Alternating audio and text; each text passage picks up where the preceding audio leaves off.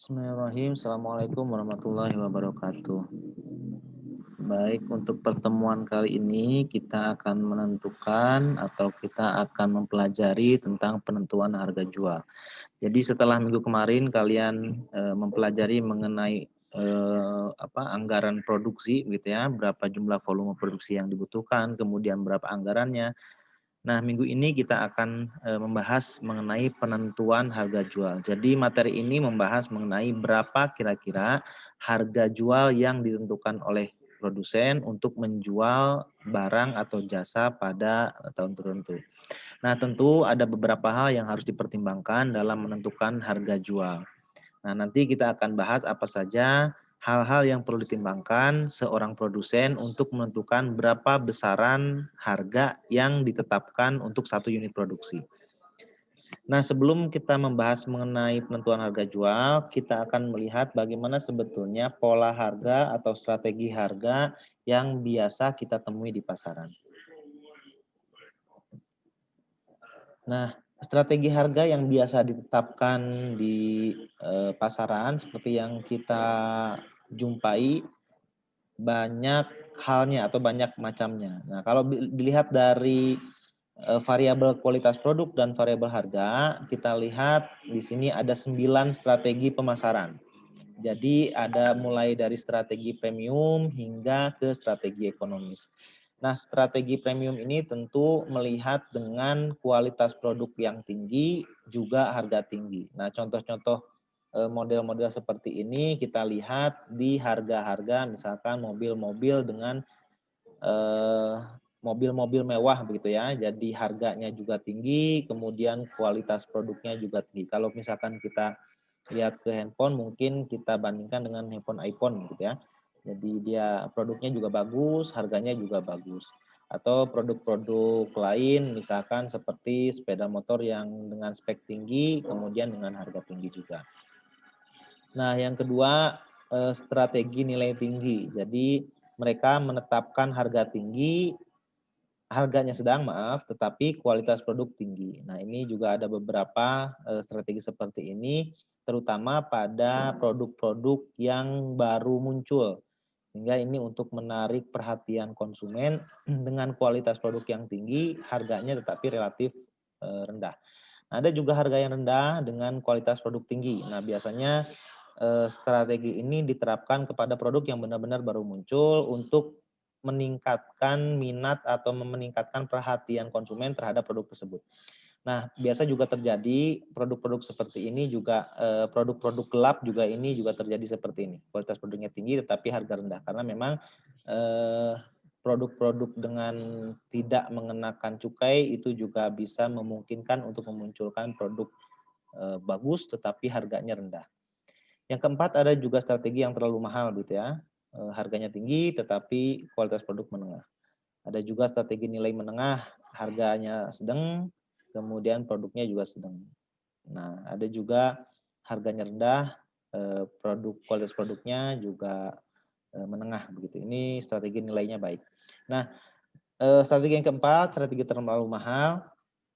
Ini mungkin terjadi apabila konsumen percaya bahwa harga itu tidak pernah bohong gitu ya. Jadi ada beberapa konsumen yang percaya bahwa harga itu selalu benar.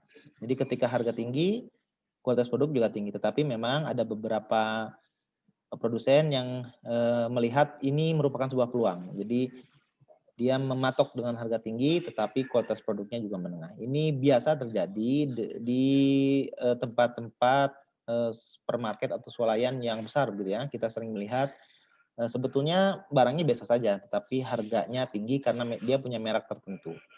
Nah, kemudian yang ketujuh ada strategi penipuan. Nah, ini sangat berbahaya, harus kita hindari.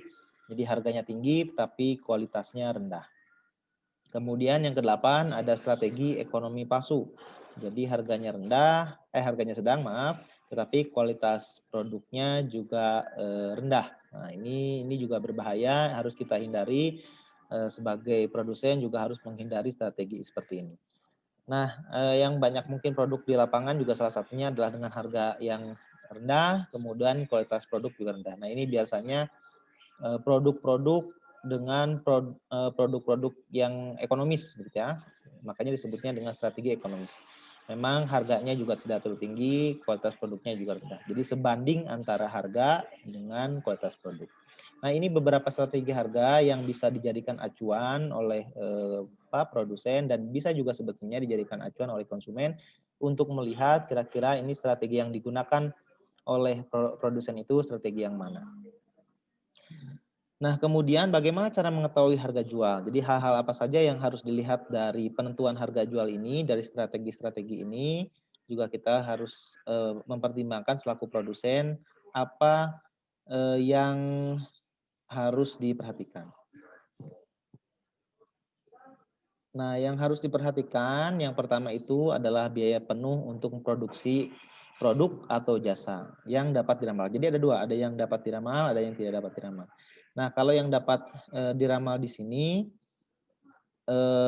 biaya penuh itu contohnya biaya fixed cost, biaya variable cost, biaya yang berhubungan dengan biaya-biaya yang muncul di perusahaan. Itu biaya yang bisa diramalkan karena kita bisa men-set begitu selaku produsen itu bisa men-set apakah biayanya akan munculnya tinggi atau biayanya munculnya rendah. Yang kedua ada biaya aspek yang di luar kemampuan kita atau sulit diramal. Nah, biaya-biaya yang sulit diramal ini selera konsumen, kemudian demand and supply, jadi permintaan dan penawaran yang berada di pasar itu sulit kita ramal. Kemudian jumlah pesaing yang masuk ke pasar ini juga sesuatu yang sulit untuk kita ramal, dan terakhir adalah harga jual produk pesaing. Nah, jadi dalam mempengaruhi harga jual ada beberapa hal yang perlu kita perhatikan. Kalau biaya penuh untuk memproduksi barang itu tentu kita bisa meramalkan berapa kira-kira biaya yang muncul nanti pada saat produksi. Tetapi kalau aspek luar biaya ini juga harus menjadi perhatian kita selaku produsen bahwa ada selera konsumen. Contoh misalkan ketika walaupun harga iPhone tinggi misalkan dengan kualitas yang biasa saja sebetulnya dibandingkan dengan merek-merek yang lain, tetapi selera konsumen ini kita sulit merubah. Kemudian demand dan supply juga, jumlah pesaing juga harus kita perhatikan dan harga jual produk pesaing. Nah, kemudian dalam menentukan harga jual, harga jual, terutama harga jual normal, harga jual normal ini dengan produk-produk yang normal begitu. Nah, harga jual itu harus dapat menutupi biaya penuh dan juga menghasilkan laba. Jadi, barang yang kita jual itu harus menutupi biaya penuh dan juga harus menghasilkan laba. Tidak mungkin kita selaku produsen itu menjual tanpa menghasilkan laba. Sehingga yang harus dipertimbangkan itu adalah menghasilkan laba. Nah, bagaimana kita mempertimbangkan berapa kira-kira jumlah laba yang dihasilkan atau yang kita targetkan untuk suatu produk? Nah, laba ini laba yang sepadan dengan investasi yang ditanam untuk hasil produk atau jasa. Jadi, dalam menghasilkan laba itu tentu harus mempertimbangkan berapa besar investasi yang ditanamkan atas jasa atau produk tersebut. Semakin besar laba atau semakin besar investasi yang kita tanamkan, maka labanya juga harus semakin besar. Kemudian untuk formulanya, harga jual itu didapat dari tafsiran biaya penuh. Biaya penuh itu termasuk dengan biaya variabel, biaya tetap, atau kita kenal juga dengan biaya bahan baku, kemudian juga biaya tenaga kerja langsung, dan juga biaya overhead. Nah, itu juga termasuk tafsiran biaya penuh. Ditambah dengan laba yang diharapkan. Nah, tafsiran biaya penuh ini bisa dengan menggunakan pendekatan full costing dan juga dengan pendekatan variable costing. Nah, nanti kita akan bahas pendekatan full costing itu yang seperti apa, pendekatan variable costing juga yang seperti apa, juga nanti ada total costing gitu ya, pendekatan total costing. Nah, kemudian laba yang diharapkan itu yang harus dipertimbangkan, yang pertama adalah cost of capital, yang kedua resiko bisnis, dan yang ketiga capital employed. Jadi cost of capital ini merupakan jumlah investasi gitu ya. Jadi berapa jumlah investasi yang kita keluarkan itu merupakan cost of capital. Cost itu kan biaya, kapital itu adalah modal. Jadi biaya modal. Misalkan kalau kita meminjam uangnya ke bank, kemudian ada bunganya 10% per tahun misalkan. Nah, itu 10% bunga itu merupakan cost of capital. Jadi biaya yang keluar akibat kita mendapatkan modal. Nah, itu juga harus dipertimbangkan. Yang kedua, risiko bisnis. Tentu bahwa semakin besar risiko bisnisnya, juga semakin besar persentase keuntungan yang kita harapkan. Nah, ini juga tentu menjadi salah satu pertimbangan kita untuk menarik kepercayaan dari para penyandang investasi, gitu ya. Nah, kemudian yang ketiga adalah capital employed. Capital employed ini berhubungan dengan jumlah investasinya. Kalau tadi cost of capital itu berhubungan dengan biaya investasi yang muncul akibat kita mendapatkan dana atau mendapatkan modal, kalau capital employed itu berhubungan dengan investasi. Nah, biasanya capital employed ini muncul dari total aktiva di neraca anggaran di awal tahun. Jadi kita lihat berapa nilai investasi atau nilai total aktiva, semakin besar tentu nilai aktiva, semakin besar juga laba yang diharapkan oleh perusahaan kita. Nah, bagaimana menghitung rumus harga jualnya? Nah, harga jual itu atau harga jual per unit itu didapat dari biaya langsung ditambah dengan persentase markup. Nah, persentase markup ini adalah keuntungan yang kita harapkan tadi. Dari mana persentase markup didapat? Persentase markup itu didapat dari ekspektasi laba ditambah dengan biaya tidak langsung. Nah, ekspektasi laba didapat dari mana? Apa yang kita pertimbangkan? Yang kita pertimbangkan dari ekspektasi laba adalah ROI kali aktiva. ROI itu apa? Return on investment. Jadi pengembalian atas investasi dikalikan dengan aktivanya. Nah, itu adalah ekspektasi laba. Jadi nanti kita lihat berapa kira-kira ekspektasi laba. Kemudian apa itu biaya langsung? Biaya langsung itu adalah biaya yang berhubungan dengan volume produksi per unit. Nah, jadi biaya-biaya yang muncul dari volume produksi per unit itu disebut dengan biaya langsung. Contoh misalkan biaya gaji karyawan yang berada di tempat produksi itu biaya langsung. Kemudian juga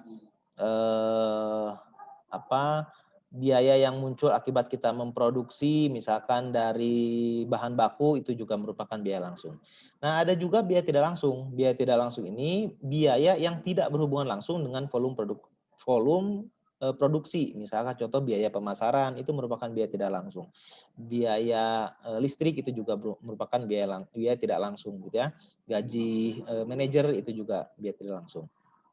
Nah, ini hal-hal yang harus diperhatikan dalam menghitung berapa harga jual per unit dari produk yang akan kita jual.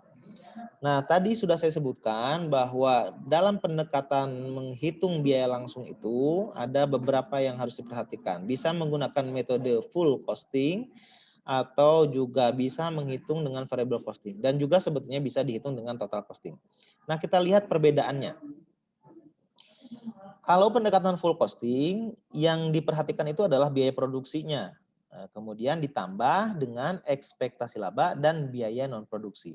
Kalau dalam variable costing atau contribution approach, yang kita perhatikan adalah biaya produksi dan non produksi yang bersifat variabel. Jadi biaya non produksi yang bersifat non variabel itu contoh misalkan biaya pemasaran itu biaya non variabel gitu ya. Kemudian ditambah ekspektasi laba, ditambah biaya produksi, ditambah non produksi yang bersifat tetap. Nah, kemudian yang ketiga bisa juga didapat dari total costing atau pendekatan total costing. Nah, kalau total costing ini biaya produksi ditambah dengan biaya non produksi ditambah dengan ekspektasi laba. Nah, ini merupakan perbedaan dari beberapa pendekatan yang kita bisa gunakan untuk menentukan berapa harga yang harus kita jual. Jadi, bisa menggunakan full costing, variable costing, atau total costing. Contohnya nanti akan saya lampirkan di e-learning, jadi nanti silakan kalian pelajari contoh-contohnya yang sudah saya siapkan di e-learning, terutama mengenai pendekatan full costing atau absorption approach, gitu ya. Nah, kemudian ada harga jual yang ditentukan dari penjualan waktu dan bahan. Jadi ini lebih kepada jasa, gitu ya, penjualan jasa. Nah, biasanya tipe-tipe penjualan seperti ini digunakan pada perusahaan-perusahaan yang menjual jasa begitu ya.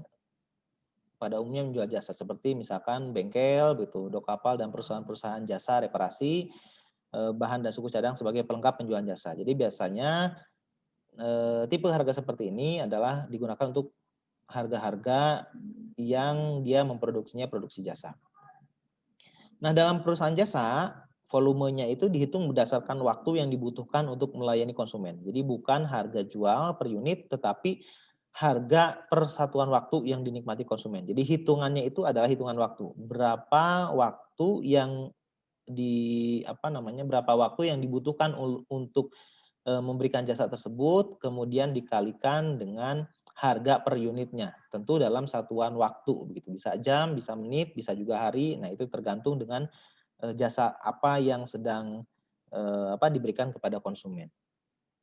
Nah, bagaimana cara menghitungnya? Tentu sama. Harga jual itu didapat dari biaya penuh ditambah dengan ekspektasi laba. Nah, biaya penuh itu adalah biaya yang tadi, biaya-biaya yang berhubungan dengan proses produksi begitu ya.